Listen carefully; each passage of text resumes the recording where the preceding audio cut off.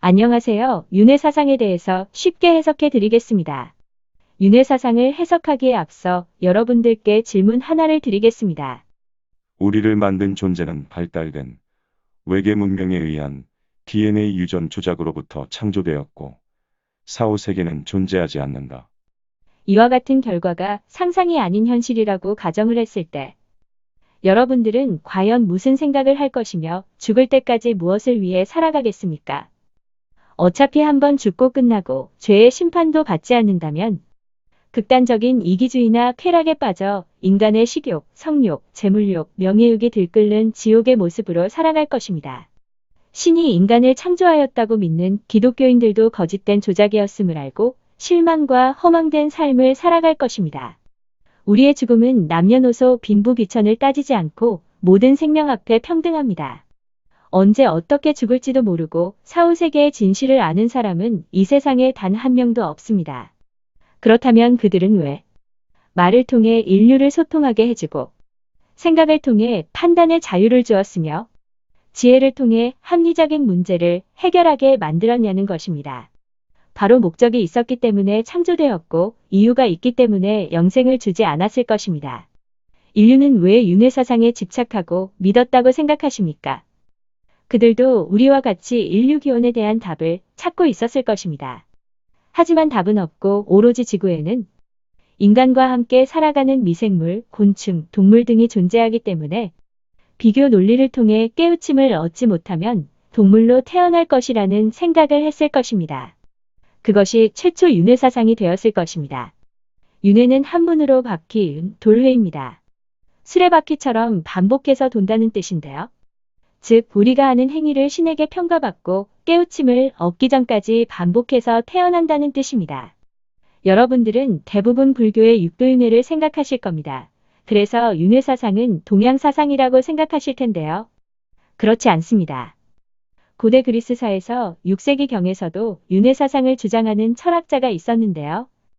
피타고라스는 철학과 지혜에 의해 정화된 영혼은 죽음과 동시에 질서정연한 천계로 돌아갈 수 있지만 정화에 실패한 영혼은 인간이나 동물로 다시 태어나서 윤회할 것이라고 주장합니다. 플라톤은 만년주기의 윤회와 천년주기의 윤회가 있다고 주장하는데요.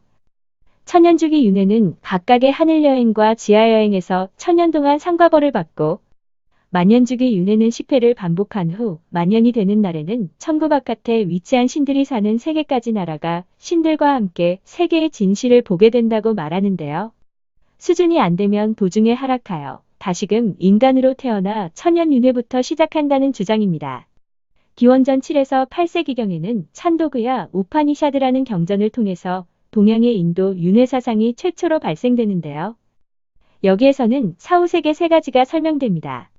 첫 번째는 신도의 길입니다. 현세에서 신앙심을 가지고 고행을 한 훌륭한 인물이 갈 수 있는 곳으로서 이 길에 들어선 영혼은 시신을 화장할 때 연기가 되어 하늘 위로 올라 태양 달 번개를 지나서 브라만의 세계로 들어선다는 내용입니다. 두 번째는 조도의 길입니다. 신도처럼 태양 달 번개를 지나지만 안개나 구름이 되어 비로 내리게 되는데요. 지상으로 내린 비는 쌀보리, 나무떼, 콩으로 다시 태어나고 이것을 남자가 먹으면 정액이 되어 인간으로 환생한다는 내용입니다. 세 번째는 복잡한 경로를 거치지 않고 그저 단순하게 동물로 환생한다는 내용입니다. 이렇게 그들은 인간이나 동물의 두 가지의 길로서 주장합니다.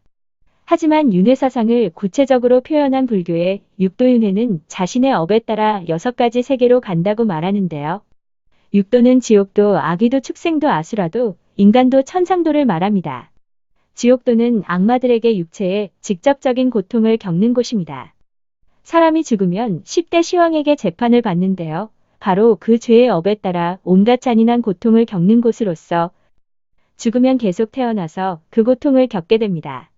아귀도는 육체의 간접적인 고통을 겪는 곳입니다. 지옥도와 달리 악마들에게 육체적 고통은 받지 않지만 죄의 업에 따라 모기 가는 아귀의 모습 등 총 36종의 아귀로 태어납니다. 먹어도 끊임없는 배고픔의 고통을 겪고 죽으면 계속 태어나서 그 고통을 겪게 됩니다. 축생도는 수면욕, 식욕, 성욕의 세 욕구가 있는 동물로 태어나는 곳입니다. 지옥도 아귀도와는 다르게 자유가 있는 육체적 고통을 겪게 됩니다. 종류는 약 34억 개이며 업에 따라 미생물에서 동물까지의 급으로 태어납니다. 죽으면 계속 태어나서 그 고통을 겪습니다. 아수라도는 인간도와 같이 수면욕, 식욕, 성욕, 명예욕, 재물욕, 다선욕구가 있고 사막도와 달리 모든 것이 자유롭습니다. 하지만 전쟁을 달고 살아야 하는 끊임없는 정신적 고통이 난무하는 곳입니다. 죽으면 계속 태어나서 그 스트레스를 겪게 됩니다.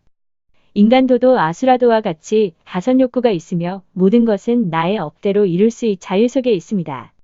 하지만 그 자유를 통해 천도로 가기 위한 업을 쌓아야 하며 죄를 지으면 후생의 아수라도 혹은 사막도로 태어납니다. 천상계는 평온한 부처의 세계입니다. 기독교 말로 천국입니다. 이러한 육도윤회는 끊임없는 깨달음을 얻기 위한 그 어떤 윤회사상보다도 구체적입니다. 인간도에서 죄를 지어 지옥도로 떨어지면 지옥도에서 깨달음을 얻고 아귀도로 가고 아귀도에서 축생도로 가고 축생도에서 아수라도로 가고 아수라도에서 인간도로 갔는데 인간도에서 또다시 큰 죄를 지으면 지옥도로 다시 가게 된다는 원리인데요. 이처럼 올라가기는 매우 힘들지만 한 번의 실수와 죄의 무게는 크다는 것을 알 수 있습니다. 그렇다면 우리나라에서는 윤회사상이 없었을까요? 존재했습니다. 제 개인적인 생각이지만 윤회사상은 최초 고조선에서부터 시작되었습니다. 그것은 바로 단군왕검 신화인데요. 환웅은 호랑이와 곰에게 햇빛이 보이지 않는 동굴에서 쑥과 마늘을 먹고 버티면 여자로 환생해주겠다고 합니다. 100일 동안 괴로움과 고통을 이겨낸 곰이 결국 여자로 태어나는데요. 여기에서 햇빛이 없는 동굴에서 쑥과 마늘을 먹는 고통과 괴로움은 바로 번뇌를 멸하는 윤회의 과정을 의미합니다. 또한 동물에서 인간인 여자로 태어나는 것도 육도윤회의 원리와 같습니다.